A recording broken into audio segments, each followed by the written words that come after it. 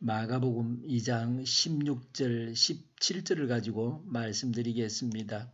16절에 바리새파 율법학자들이 왜 예수님과 제자들이 죄인들과 함께 먹느냐고 했습니다.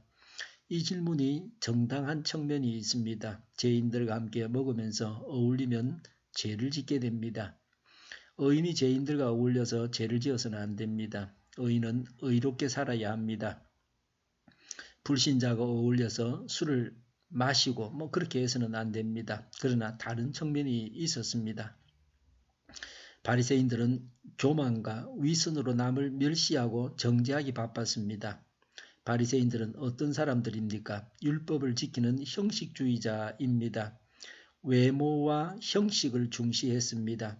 바리새인들은 스스로 의롭다고 생각했습니다. 지금 우리들도 어떤 부류의 사람을 죄인이라고 말하므로 스스로 자신을 의롭다고 하지는 않습니까?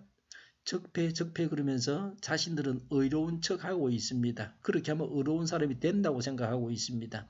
똑같은 사람인데 그렇게 말하는 것입니다. 로마서 3장 11절에 죄가 없는 의인은 없다고 분명하게 말씀하고 있습니다. 성매매하는 자들처럼 몸에 죄를 짓고 살아서는 안 됩니다.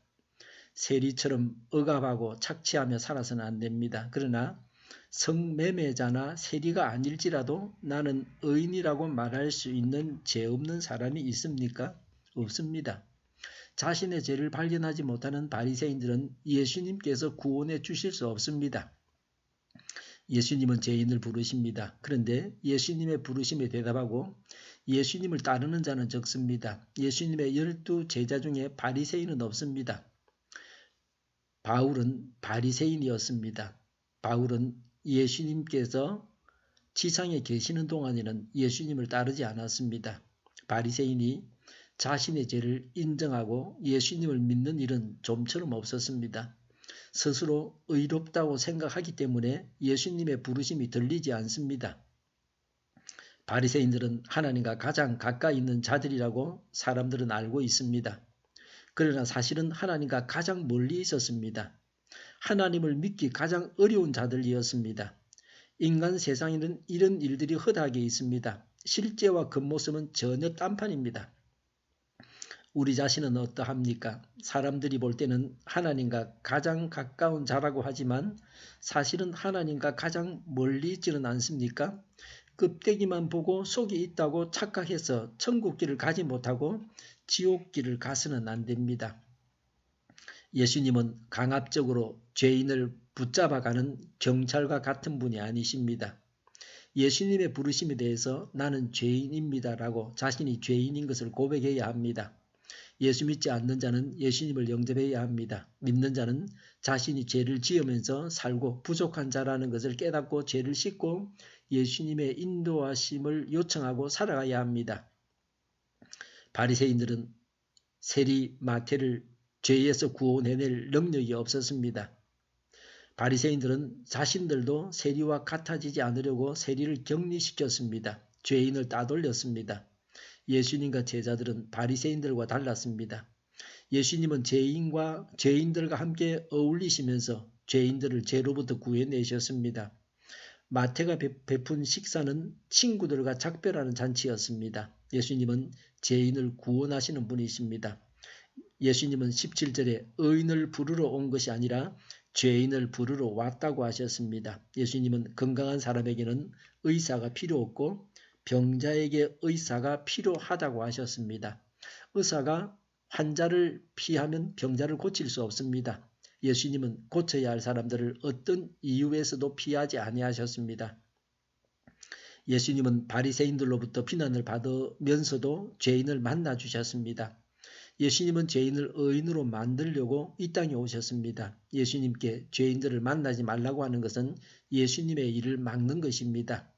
죄가 많은 것이 문제가 되지 않습니다. 우리는 죄인을 의인으로 만들기 위해서 죄인을 찾아가서 만나야 합니다.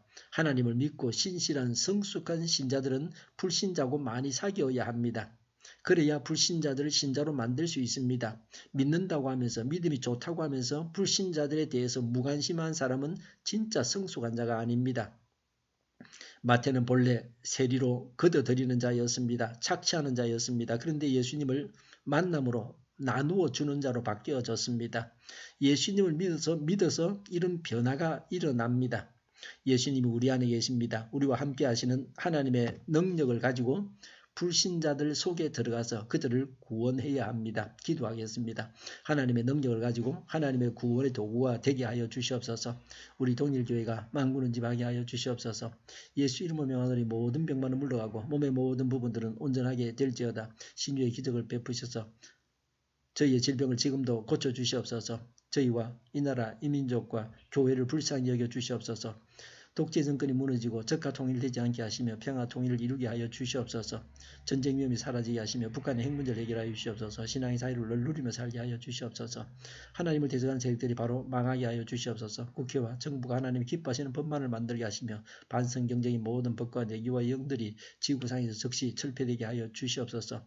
국민의 세금을 가지고서 국민의 목을 조르는 이런 원통한 일들이 다시는 일어나지 않게 하여 주시옵소서.